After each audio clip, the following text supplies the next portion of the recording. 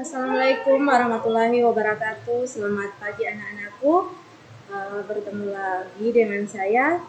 Kali ini kita dipertemukan dalam kondisi yang situasi yang pandemi, yakni pandemi virus corona, yakni memungkinkan kita dalam melakukan MPLS ini dalam keadaan daring. Namun insya Allah keadaan kita seperti ini tidak akan mengurangi semangat adik-adik dalam menerima MPLS secara online. Sebelum kita lanjut kepada materi, perkenalkan, nama saya Anita Decekilo SPD. Saya adalah salah satu guru BK di SMP Negeri 7 Gorontalo. Pada kesempatan ini saya ditugaskan ataupun mendapat kepercayaan membawakan materi nafsa, narkotika, psikotropika, zat adiktif lainnya. Baik, adik-adik, pada kesempatan ini saya akan memperkenalkan atau adik-adik akan mendapatkan informasi tentang nafsa. Mungkin adik-adik sudah punya gambaran tentang apa itu nafsa. Nafsa itu adalah narkotika, alkohol, psikotropika, dan zat adiktif. Nah, jika nafsa ini digunakan secara terus-menerus ataupun digunakan bukan pada dosis dan aturan yang ditetapkan, maka akan mengakibatkan ketergantungan pada penggunanya. Maka dari itu penggunaan nafsa ini harus dibatasi. Misalnya hanya untuk kepentingan kedokteran. Yakni berikutnya pengertian narkotika. Narkotika adalah zat yang terbuat dari bahan alami maupun buatan yang digunakan untuk kepentingan medis, namun sering banyak digunakan untuk disalahgunakan oleh oknum-oknum tertentu. Narkotika ini bisa dibedakan dalam 3 golongan, yakni golongan 1, 2, dan 3. Yang kemudian pengertian alkohol. Alkohol itu adalah zat yang terdapat pada minuman keras. Jadi zat alkohol ini adalah zat aktif yang bisa menekan sistem saraf pusat dan mengakibat penggunaannya jika dilakukan secara dikonsumsi secara terus-menerus, maka akan membuat hilang kesadaran. Yang berikut psikotropika. Psikotropika ini tidak jauh berbeda dengan narkotika, yakni zat atau obat baik alami maupun sintesis yang bukan tergolong dalam narkotika, yang bersifat untuk mempengaruhi aktivitas mental dan perilaku. Dan yang terakhir yakni zat adiktif.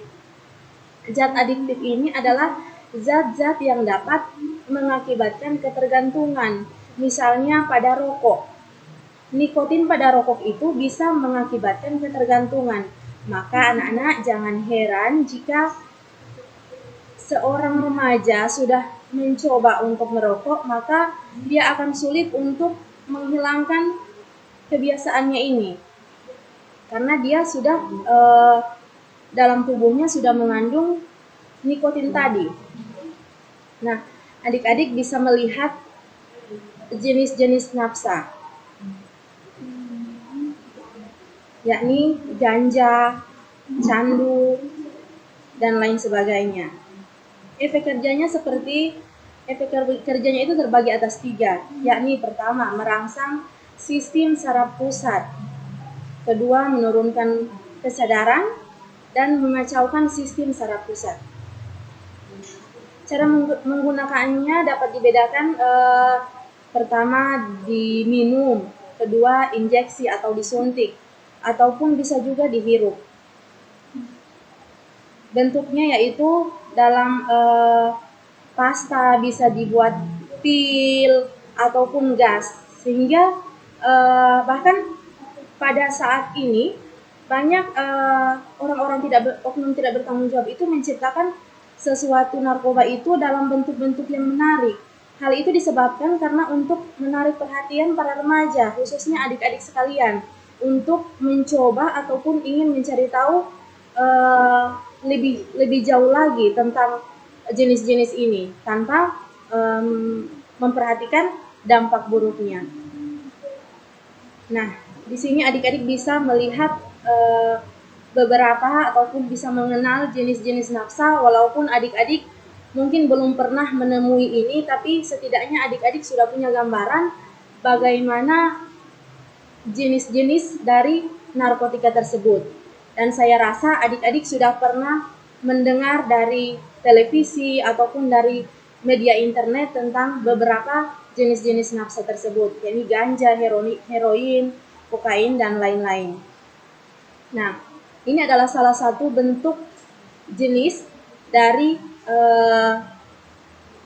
narkotika, yaitu saya ambil contoh, ini adalah ganja. Nah, ganja ini adalah sejenis rumput yang tumbuh liar, tapi bisa mengakibatkan ketergantungan jika digunakan dalam jangka waktu yang lama. Nah, penyalahgunaan nafsa ini disebabkan oleh beberapa faktor. Yang pertama yakni faktor internal. Faktor internal ini adalah faktor yang berasal dari dalam diri individu kita sendiri. Misalnya konsep diri yang rendah, konsep diri negatif, yang selalu merasa diri rendah, yang selalu merasa diri tidak mampu, diri bodoh, diri tidak cakap, tidak memiliki prestasi apa-apa. Nah, faktor-faktor inilah yang bisa memicu orang menggunakan narkotika atau narkoba. Yang kedua yakni faktor eksternal. Faktor eksternal ini bisa dari lingkungan sekolah, lingkungan rumah, ataupun dari misalnya pada remaja biasanya yang paling banyak itu dipengaruhi oleh teman sebaya atau teman bermain.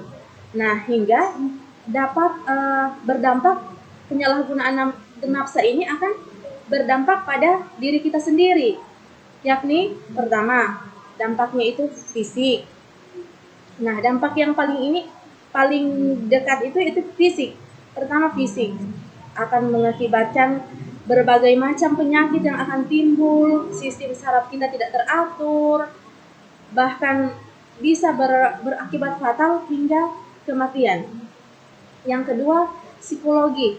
Psikologi ini adalah dampak pada kejiwaan kita. Misalnya pengguna dari narkotika ini akan menjadi depresi, paranoid, ketakutan yang tidak normal, tidak seperti orang biasanya.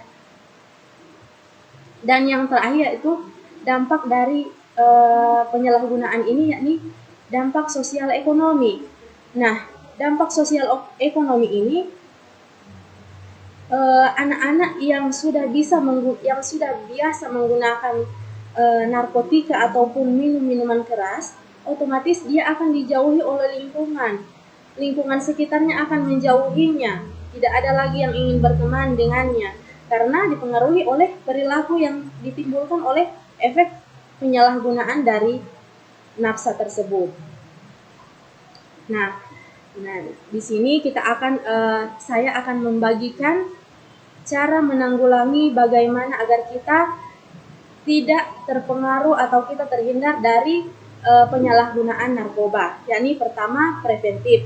Preventif ini bisa dilakukan dengan cara seperti ini, yakni dengan mencari informasi tentang narkotika itu seperti apa, fungsinya seperti apa, dampaknya seperti apa. Nah, dari cara kita mencari informasi tentang narkoba ini sudah bisa menjadi tameng buat kita agar kita tidak terjerumus dalam hal-hal yang bersifat narkoba.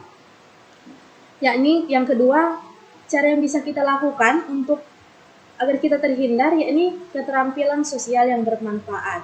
Keterampilan sosial yang bermanfaat di sini yakni dengan cara kita bisa menghadapi stres, menghadapi rasa rendah diri. Menghadapi stres ini yakni dengan cara menentukan kira-kira apa kelebihan dan kekurangan diri kita. Saya yakin setiap manusia di dunia ini tidak ada yang tidak mempunyai masalah. Tinggal bagaimana cara kita dalam menghadapi setiap masalah, mencari solusi yang terbaik. Yang kedua, mengatasi rasa rendah diri. Nah, mengatasi rasa rendah diri ini kita akan belajar lebih peka lagi terhadap diri kita sendiri, kekurangan dan kelebihan kita, dan tidak selalu menganggap diri kita itu kurang, karena setiap manusia itu pasti memiliki kelebihan dan kekurangan masing-masing. Tinggal bagaimana diri kita menyeimbangkan kekurangan dan kelebihan kita masing-masing. Yakni ketiga, asertif, yaitu kemampuan mengkomunikasikan pemikiran dan keinginan kita. Pemikiran kita seperti apa, keinginan pun kita seperti apa. Dan yang keempat, kemampuan menawar atau mengatakan tidak. Hal ini perlu adik-adik harus mampu bisa bernegosiasi dengan diri adik-adik. Jadi adik-adik harus mampu mengatakan tidak, saya tidak ingin menggunakan narkoba karena itu bisa berakibat fatal, bisa memberikan pengaruh yang buruk terhadap saya. Jadi kira-kira sedikit informasi ini insya Allah bisa bermanfaat buat adik-adik nanti untuk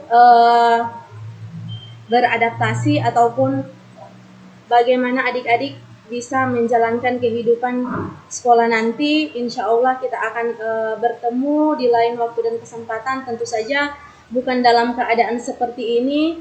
Mari kita sama-sama doakan insya Allah pandemi ini cepat akan berakhir supaya kita bisa berkumpul lagi di sekolah yang kita cintai nanti.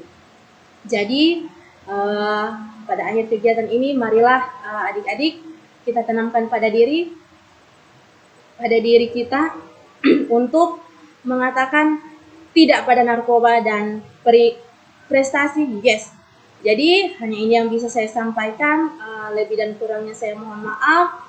Wabillahi taufiq wal hidayah. Wassalamualaikum warahmatullahi wabarakatuh.